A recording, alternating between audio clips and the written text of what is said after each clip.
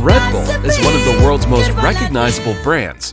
It is distributed in more than 170 countries, and about 7.9 billion cans are sold every year. That's more than one can for each person on the planet.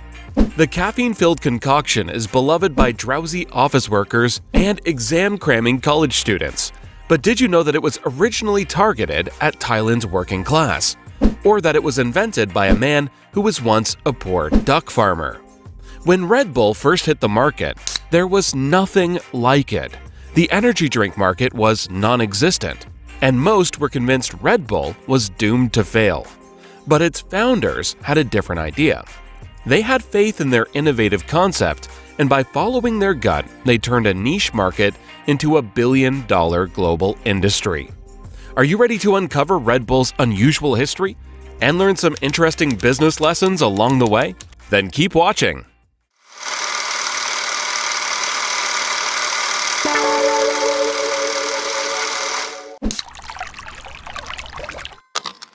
Chaleo Uvidya would someday be known as Thailand's third richest man, but you couldn't have predicted his success story by looking at his upbringings. His whole life, Chaleo was rather reclusive and rarely gave an interview. In fact, he was so reclusive that his exact date of birth has never been confirmed. What is known about him, though, is that he was born in the northern Thai province of Pachit. His parents were poor Chinese immigrants who farmed ducks and sold fruit to make a living. Due to his poor upbringing, Chaleo didn't have much of a formal education. Ever since he was a child, he had been helping his parents out on the farm. But the income was meager, and he eventually decided he wanted something more.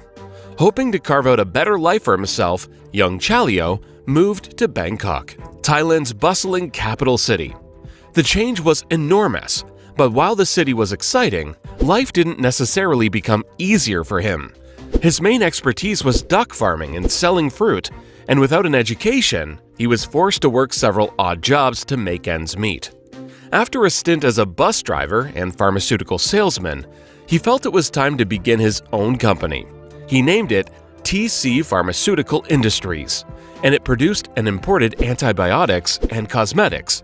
Little did anyone know one of the company's future beverages would one day change Chaleo's entire life. Chaleo's pharmaceutical company was doing well, and the new source of income allowed him to get more and more creative. At the time, energy drinks were something people drank out of necessity rather than for pleasure. Most didn't taste good, and they had a very distinctive medicinal flavor to them. Even the market leader, Lipovitan, faced the same problem. Seeing a good business opportunity, Chaleo decided to do something about that. He began blending things together, and one day in 1976, he created an interesting syrup concoction, Krating Daeng. Krating Daeng is Thai for Red Gore, or Red Bull, so I guess you already see where this story is going. At the time, Chaleo had no idea how big his drink would once become, though. And it's safe to say that many experts didn't either. You see, Chaleo's beverage wasn't much of a success at first. It was initially only sold in pharmacies. And instead of focusing on Bangkok's elite, the drink was promoted as a refreshment for rural Thai laborers who needed a little pick-me-up. As the Thai economy became industrialized, however, Krating Daeng slowly gained in popularity. More and more people started to see that there were more lucrative ways to make a living than by farming, and the number of truck and taxi drivers and factory and construction workers rose immensely. Chaleo had always pitched his beverage as a stimulant which improved speed, endurance, and concentration. And that was exactly what exhausted day laborers and weary long-haul truckers needed. The working class loved the beverage, and within a few years, Krating Daeng became the top-selling energy drink in the country. According to Chaleo's second eldest son, Saravut, Krating Daeng set itself apart from its competitors by targeting blue-collar workers outside Bangkok. My father stressed on brand building, a marketing strategy that had not been widely employed up to that time. He pushed into the provincial market first and gained a foothold by distributing free samples to truck drivers. Krating Daeng's working-class image was further boosted by sponsorship of Thai boxing matches.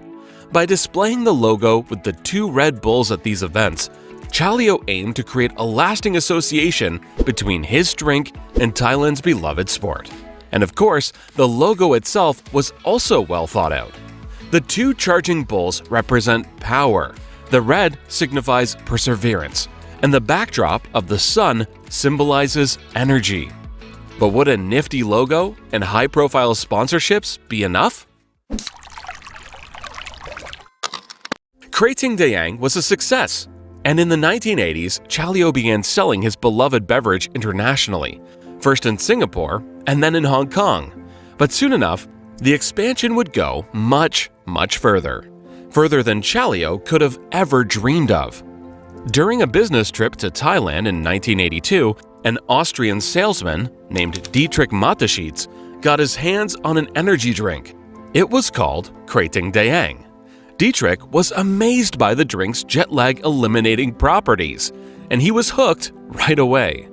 Dietrich was born on May 20, 1944, in a little Austrian village called Sankt Marien. By the time Krating Daeng first touched his lips, he already had a fruitful career as a sales and marketing executive under his belt. He mainly worked for shampoo and toothpaste companies, though, not energy drink manufacturers. Dietrich traveled far and often for his job, but he was increasingly getting bored by it all. He had enjoyed his trip to Thailand and the magical jet lag remedy that was Krating Daeng, but it wasn't until he later visited Hong Kong that the ball really got rolling. During his stay in Hong Kong, Dietrich read a news article that stated that Lipovitan was Japan's greatest taxpayer. The marketing genius that he was, Dietrich immediately understood that this was a business opportunity that he couldn't let pass by. Hearing how successful these energy drinks were in Asia was a turning point for him. There was nothing like this in the West, and he could already envision the massive success he would have by taking the drink global.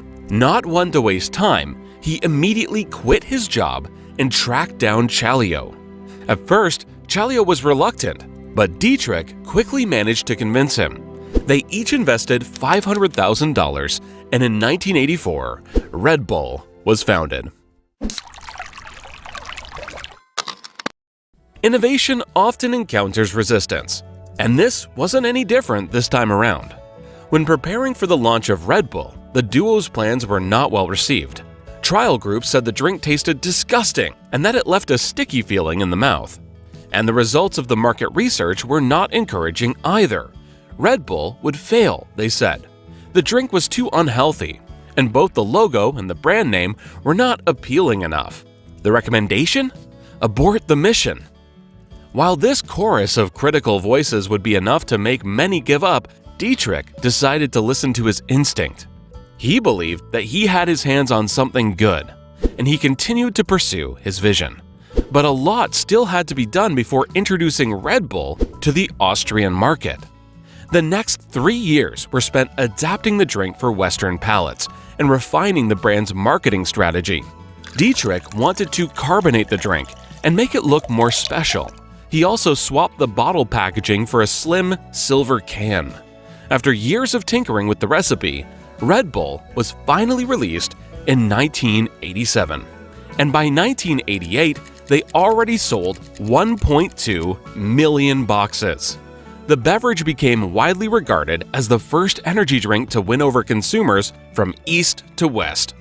The drink's energizing qualities won over drowsy office workers and exam-cramming college students, and Red Bull's success turned both Chaleo and Dietrich into multi-billionaires.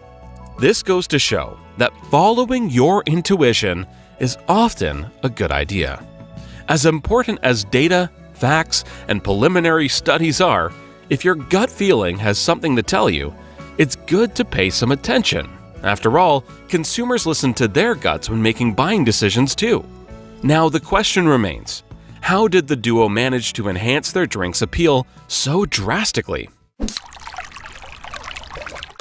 Much of Red Bull's success can be traced to their innovative marketing strategy.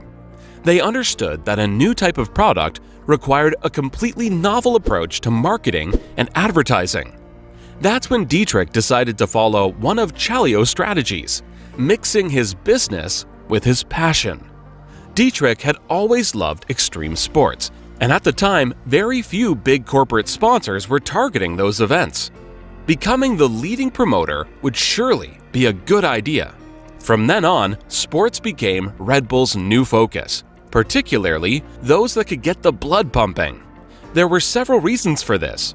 It made the brand stand out, and it also meant that they didn't have to invest thousands of dollars in competing for advertising time during mainstream events. But most importantly, by embracing adrenaline sports, they signaled that Red Bull was more than just an energy drink. It was a lifestyle, and a cool one at that. From then on, the two charging Red Bulls were omnipresent at extreme sports events, and little by little, Red Bull became synonymous with exciting words like adrenaline, energy, and adventure. In short, anything outstanding. From Formula One to soccer to snowboarding and mountain biking, you can be sure to find Red Bull there. Just think of Felix Baumgartner's attention-grabbing Stratos jump, for example, or their famous Red Bull Flugtag competitions. The competitions are named after the German word for Flying Day, and they challenge people to create their own human-powered flying machines. This gives their slogan, Red Bull gives you wings, a whole new meaning. By holding these fun events, Red Bull engages with customers in a deep way, and by continuously focusing on selling a feeling instead of just a product, they anchored themselves in the minds of their target group. At the time of the company's inception, the brand's creative marketing techniques were completely unique, but their bravery paid off, and it turned both of its founders into multi-billionaires. When Chalio passed away in 2012, he was Thailand's third richest person, with a fortune estimated at $5 billion. Dietrich, on the other hand, is currently Austria's richest man, with a fortune of $13.4 billion. Not bad. After Chalio's death, Red Bull continued to do well, and even 2014's lawsuit couldn't stop the brand's success. Up until then, Red Bull had always stated that one of its cans contained about the same amount of caffeine as a cup of coffee. And for many years, nobody investigated this claim. But when an American man named Benjamin Carruthers discovered this was a lie, he wasn't pleased. He found Red Bull's slogan to be dishonest, and he felt there were grounds for a lawsuit.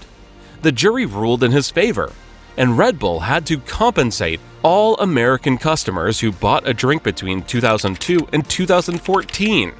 In addition, they also changed their slogan by adding two I's in the word wings. Today, Red Bull is the best-selling energy drink in the world. Dietrich still owns 49% of the company, while the other 49% is shared by 11 members of Chalio's family. The final 2% still belongs to Chalio's eldest son, Chalum. One of the reasons why Red Bull continues to do so well today is because the brand knows how to spot a winning horse. Over the years, they have doubled down on their lucrative marketing techniques, and they have sponsored and created numerous interesting events. And to this day, they continue reaping the rewards of their creative genius. This was the story of Red Bull. While he has unfortunately passed away, Chalio created something many entrepreneurs can only dream about: a global brand. The reclusive Thai billionaire made his fortune with his special, energizing drink, and to this day, people from all over the world drink it on a daily basis. For over 4 decades, Red Bull has been setting milestone after milestone in terms of marketing and branding, and the company has become a blueprint for innovative startups eager to make a lasting impression.